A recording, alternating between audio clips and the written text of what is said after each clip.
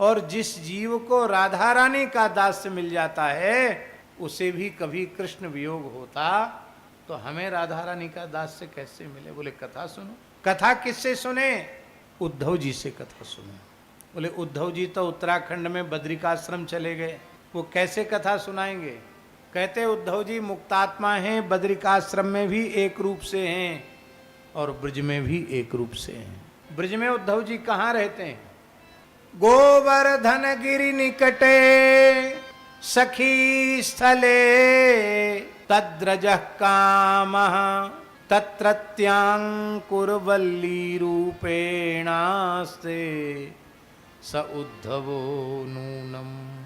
श्री गोवर्धन पर्वत के निकट जो कुसुम सरोवर है, ये सखी स्थल माने कुसुम सरोवर, वहां के लता पता वृक्ष के रूप में स्वयं श्री उद्धव जी ही विराजमान है। अब तो बद्रीनाथ जी, राजर्षि परीक्षित, श्री कृष्ण की रानियां, सबके सब ब्रजवासी पहुंचे कुसुम सरोवर पर और वहां कथा आरंभ हुई। बहुत से लोग अनुभव करते हैं कि पहली कथा सुखदेव जी ने राजर्षि परीक्षित को सुखतीर्थ में सुनाई।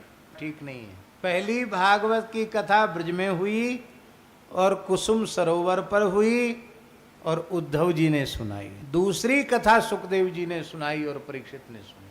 पहली कथा ब्रज में हुई। सुखतीर्थ में तो पूरे देश के लोग जा जा करके कथा करते हैं, पर ब्रज में कुसुम सरोवर वो भागवत के प्रथम प्रकाश का स्थल है, वहाँ कथाएं बहुत कम होती हैं।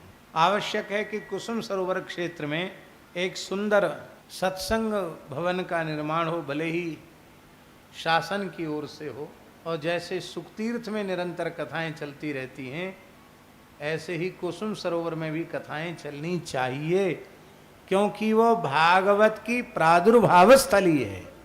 सबसे पहले उद्धव जी ने वहाँ कथा कही।